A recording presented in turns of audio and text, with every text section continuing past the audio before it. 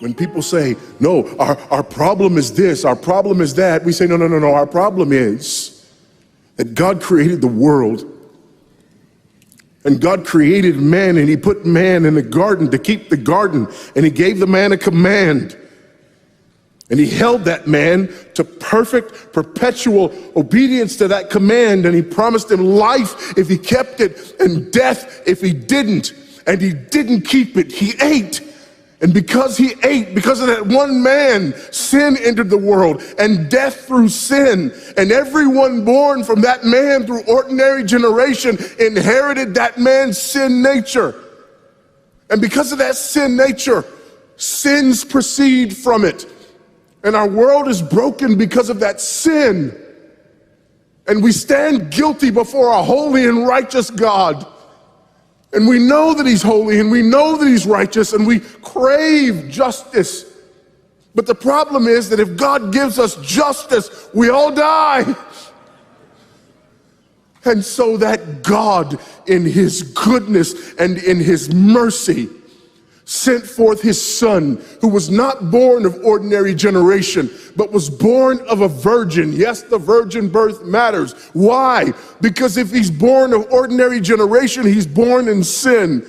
But because he's not born of ordinary generation, he's not born in sin. He's clean of sin. His record is clean. And he keeps his record clean. And he obeys God's law. And because he's fully God and fully man, he obeys the law of God on our behalf in his active obedience. And then in his passive obedience, God made him who knew no sin to be sin for us. All we like sheep had gone astray. Each of us had turned to his own way, but God laid upon him the iniquity of us all. And Christ died for sin once for all, the just for the unjust. And God imputes our sinfulness to him. And he nails our sinfulness to the tree. And Christ dies and raises again on the third day for our justification.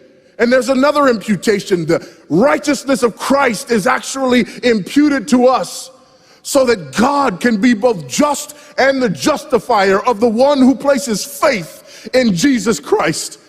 So that all those who come to Christ may enter in. So that all those who place faith in Christ might be saved, but not only saved, but sanctified.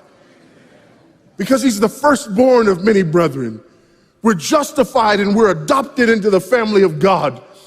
And we're sanctified, and as his children, we begin to bear the family resemblance. And we're further sanctified throughout this life by the very same gospel that saves us. Until one day when it's all said and done, we're not just saved from the penalty of sin. We're not just saved from the power of sin, but one day we're glorified and saved from the very presence of sin. That's the gospel that we preach. That's the gospel that we need. And that's the gospel that's more than enough.